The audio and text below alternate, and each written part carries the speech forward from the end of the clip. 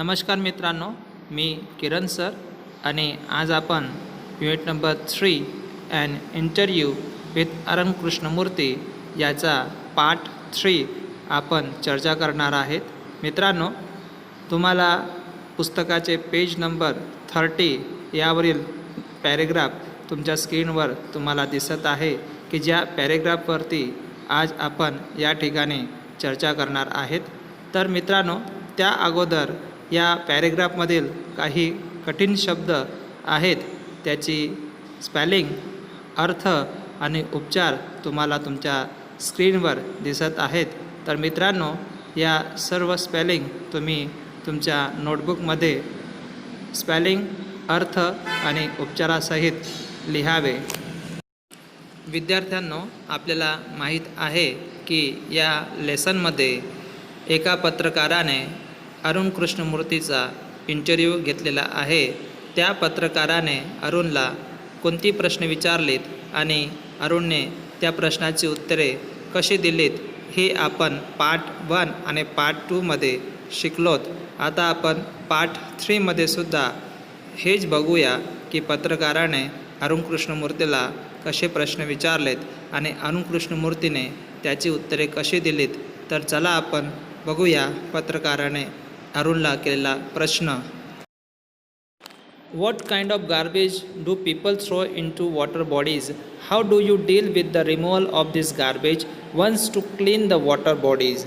जळाशयात लोक कोणत्या प्रकारचा कचरा फेकतात? तुम्ही जळाशय स्वच्छ करताना त्या कचऱ्याचा निकाल कसा करतात? त्यावर अरुणने उत्तर दिले की Everything from a diaper to worn out slippers, we find everything in our lake.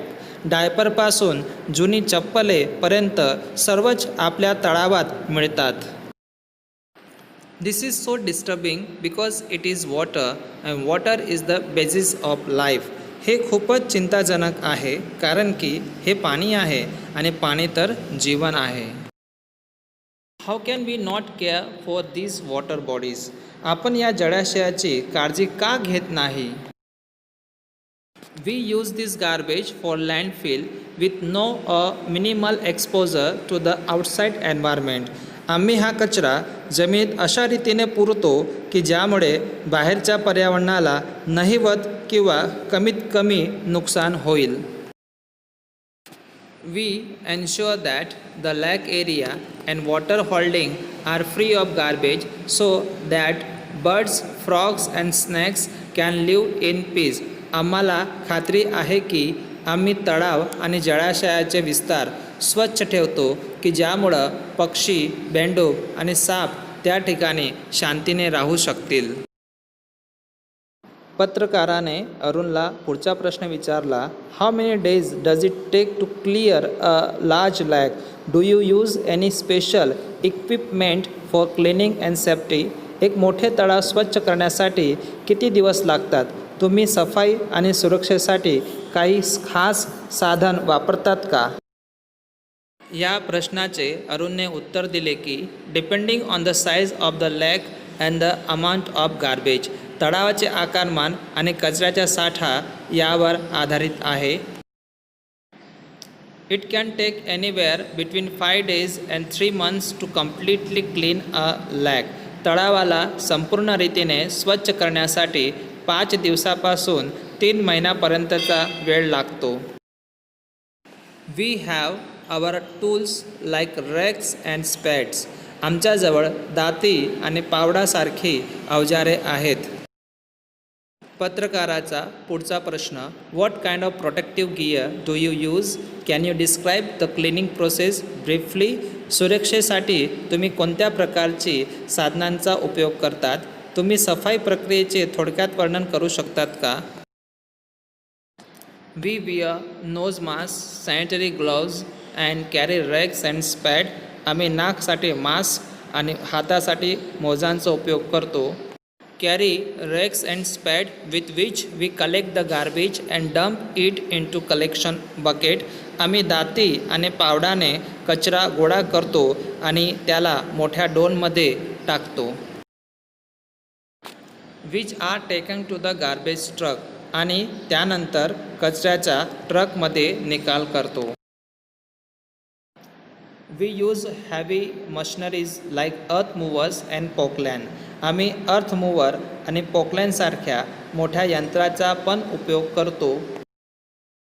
To desilt the lake and clear the weeds and shrub that are harmful. आणि त्याद्वारा तळावातील किचड आणि हानिकारक गवत आणि झाडे दूर करतो. पत्रकाराचा अरुणसाठी पुढचा प्रश्न. What in your opinion can children and young adults do for the environment? What could be a small beginning by all of us in terms of protecting the environment? तुमच्या मतानुसार लहान मुलं आणि तरुण लोक पर्यावरणासाठी काय करू शकतात? पर्यावरणाच्या रक्षणासाठी एक लहान सुरुवात करण्यासाठी आम्ही काय करायला पाहिजे? त्यावर अरुणने उत्तर दिले. Firstly we should all stop throwing trash outside our homes. प्रथम आपण सर्वांनी आपल्या घराच्या बाहेर कचरा फेकणे बंद करायला पाहिजे. Next we should reduce the amount of trash we generate.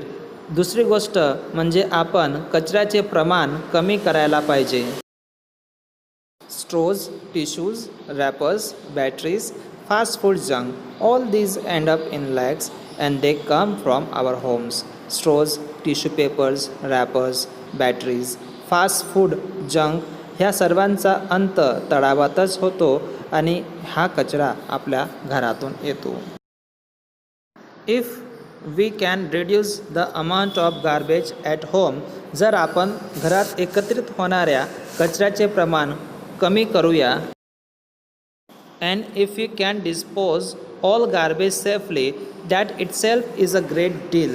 आणि सर्वच कचऱ्याचा निकाल सुरक्षित रीतीने करूया तर ती सर्वात मोठी सिद्धी म्हटली जाईल. Every student is welcome to volunteer with us in helping the environment. पर्यावरणाची मदत करण्यासाठी आमच्यासोबत स्वइच्छेने काम करण्यासाठी प्रत्येक विद्यार्थ्यांचे स्वागत आहे. पत्रकाराचा पुढचा प्रश्न. How much time do school going children need to devote in say a week for an environmental cause. शाळेत जाणाऱ्या मुलांनी पर्यावरणासाठी आठवड्यात किती वेळ दिला पाहिजे?